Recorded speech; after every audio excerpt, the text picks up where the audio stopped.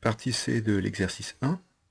Dans cette partie, on nous donne une expression de la concentration en fonction de T. Cette expression est notée f de T. De plus, on nous donne des informations sur f, on nous donne sa dérivée, une représentation graphique et une expression d'une primitive de f. Première question, calculer la concentration moyenne. Je vous rappelle, la concentration moyenne, là sur l'intervalle 0,12, c'est 1 sur la longueur de l'intervalle, 1 sur 12, fois l'intégrale entre 0 et 12 de f de t dt. Alors par définition, cette valeur moyenne est égale à 1 sur 12 fois grand F de 12 moins grand F de 0, où grand F est une primitive de petit f. Cette primitive est donnée à la ligne 4 du résultat du logiciel. Donc il suffit de remplacer dans cette expression successivement t par 12, puis t par 0.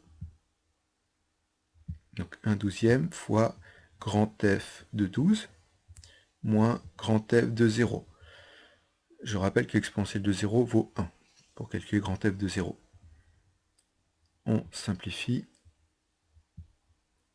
On pourra encore simplifier par 4 et on obtient 2,176 microgrammes par litre.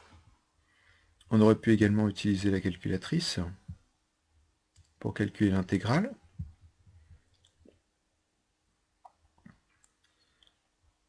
Alors sur TI, on va dans Maths et on va choisir le numéro 9, intégrale de fonction. Sur Casio, on a fait option calque et on a choisi l'intégrale. Ensuite, on va rentrer les bornes, on rentre l'expression de la fonction et on calcule l'intégrale.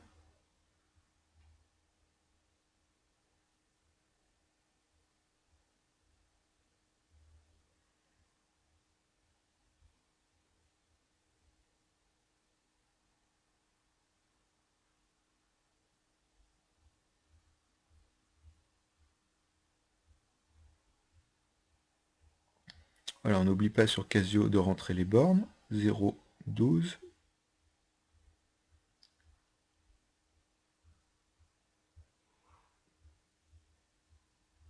On obtient le résultat de l'intégrale, et maintenant on va diviser par 12, puisqu'on cherche la valeur moyenne.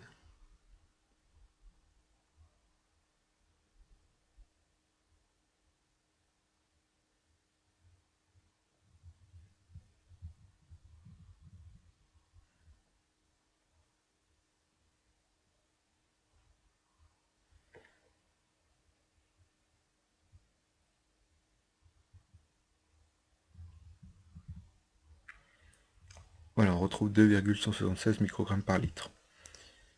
Deuxième question, quelle est la concentration maximale dans l'humeur aqueuse? Le plus simple est d'utiliser le graphique. On cherche les coordonnées du point de maximum. On obtient en abscisse T environ égal à 8 et en ordonnée une concentration égale à environ 2,7 microgrammes par litre. On aurait pu également, de façon algébrique, résoudre f' de t égale à 0 en utilisant l'expression de la dérivée donnée à l'aide du logiciel. On obtient t égale 8 heures 3 minutes, et ce qui nous donne une concentration de 2,675 microgrammes par litre.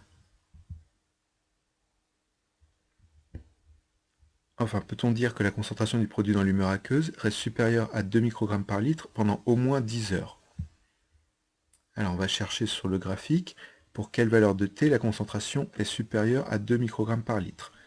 La droite Y égale 2, c'est-à-dire concentration égale 2 microgrammes par litre, est déjà tracée. On s'intéresse à la partie de la courbe située au-dessus. Et on va regarder pour quelle valeur de T la courbe est située au-dessus de la droite Y égale 2.